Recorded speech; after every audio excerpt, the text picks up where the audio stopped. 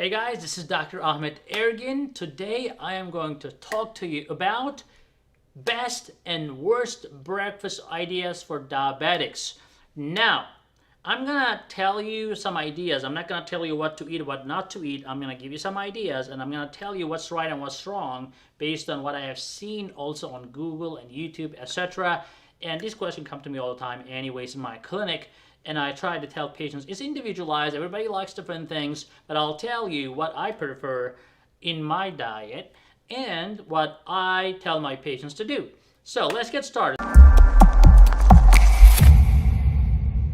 I'm going to start with the best breakfast ideas. So the best breakfast idea is not a breakfast that has no carbs. Of course you have to have carbs. Who can eat steak every morning?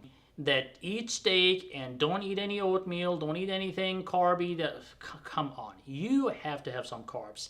That's how a breakfast happens. Everybody has carbs. No matter how much you say don't eat carbs, they're gonna eat the carbs. That's not a good doctor. A good doctor knows their patient, understands what their needs are. Oh, okay, so you hate carbs. Good for you. But a lot of people are not like that, right? So let's go with the best breakfast idea. So for example, an avocado toast with a pumpernickel bread. So let's say you're choosing a bread. I would suggest just don't choose the white bread. You know that. You can go with the pumpernickel bread, Ezekiel bread, a bread that has more fibers, less net carbs. Remember, the more fiber you have, the less net carbs you have. So you can actually subtract fibers from the total carbs because those fibers are eliminating and creating less net carbs. So remember that more fiber the better on your bread. And pumpernickel, I love pumpernickel bread, and I think that's the best thing you can do. Now when you eat avocado, remember the avocado is fatty and healthy fat, and that slows down the absorption. Your blood sugar is not going to spike.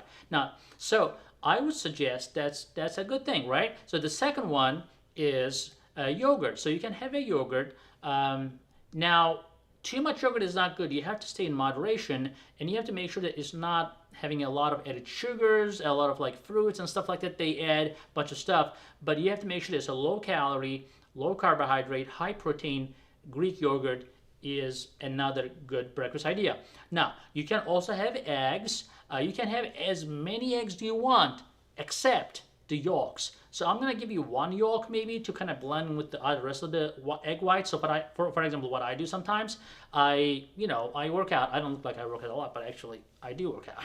so I eat a lot of eggs, but what I do is I will basically have like, let's say 5 egg whites, and I'll have only one yolk. So just to have a little taste, I will mix it with some feta cheese, like a low-fat feta cheese, and that gives a good, nice, little salty taste, and that's a great idea. So you don't want to just have anything bland because then you end up hating it, right? So you have to have a little bit of a taste. So you can have avocado next to it, like egg whites, a little bit of a yolk, and then you can have some feta cheese. The best cheese actually you can consume is goat cheese. So you can use goat cheese in different ways, incorporate that to your breakfast as much as you can, because the goat cheese, the fatty acids in the goat cheese is the best. Now when you are treating your diabetes, you also have to always think about your heart, because you cannot just treat your sugar and just mess up with the cholesterol. So that's not a good strategy. So you have to make sure that you take care of all this in a holistic way. Now, another one that you can do for your breakfast is frittata. So for example, frittata for, I can give you a quick ingredients right here. But that's another great way of having a good, healthy breakfast. Now, one thing that I enjoy a lot, and my wife makes that for me, and I take it to work sometimes, and I love it. Even my employees will sometimes be like, "Oh, what's that, Dr. Ergin? It looks delicious." I sometimes share with them, and sometimes don't. I'm like, "Hey, I'm too hungry right now, sorry." Now, chia seed pudding is really good, and you can add some nuts to it, and you can make it really fun, and you can have some sweeteners if you want to have some sweet taste to it. But that's another great way of having a very healthy, full of antioxidants, full of fiber, and low carb. That's another great way of having a good, healthy breakfast for diabetes. Again, these are the things that I eat, and I don't have diabetes, but I'm telling you, and even if you have diabetes, that diet is going to be wonderful. Now, Mediterranean type of breakfast is another good friend, for you. Check it out. For example, in Turkey, in my country, people eat cheese, especially goat cheese. They eat olives. They would even have olive oil mixture at the breakfast with a little bit of a healthy bread, like a one slice or something. That's fine. As I said, if you're having healthy fat in your diet, that's going to slow the absorption and prevent the blood sugar spikes. It's not going to be as bad. Also, having vegetables, like I love cucumbers, I love tomatoes with some feta cheese. That's also another great breakfast idea. You can have fruits in your breakfast. If somebody's telling you that you can't have fruits because you have diabetes, you're banned from fruits the rest of your life, drop that guy, because you have to have fruits. Fruits is essential in your diet. You just have to control that. Again, 1 cup of fruits are your best friend. When I say 1 cup, think about like a baseball. So the bottom line is you have to control your carbs, though, and I'm not telling you go just fill your plate with everything I said. You have to pick and choose for what breakfast you want to have. Try to keep your breakfast carbs below 45 grams if possible, and that's going to be a good breakfast for you. Now, you can also use turkey bacon if you are into bacon. Definitely you can use turkey bacon at your breakfast instead of regular bacon, which has a lot more saturated fat. Worst breakfast ideas. The worst breakfast ideas. Number one that I hate a lot, and I hate myself as well. Not that I hate cereal, but I hate having it because it doesn't give me a good after feeling. And a lot of diabetics, it's very hard for me to control diabetes when somebody is just insist on eating a cereal. A cereal will just spike your blood sugar, will skyrocket it like a 90-degree, and no matter what medication you're taking, it's going to be hard to control.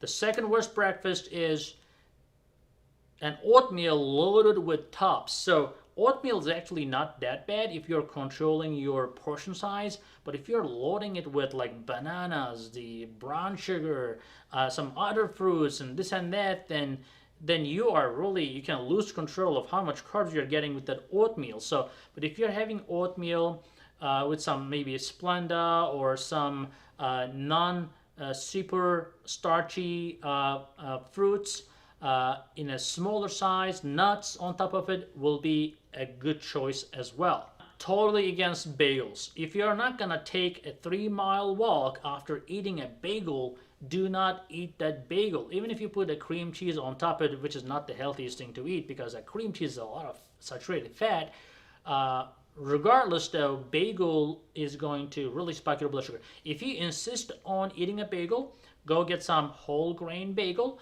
and do not eat more than half of that bagel, and make sure that's the entire carbs that you're going to have at that breakfast. And of course, the waffles is a no-no for you. I would say, if you're going to have a waffle, that should be a really special treat.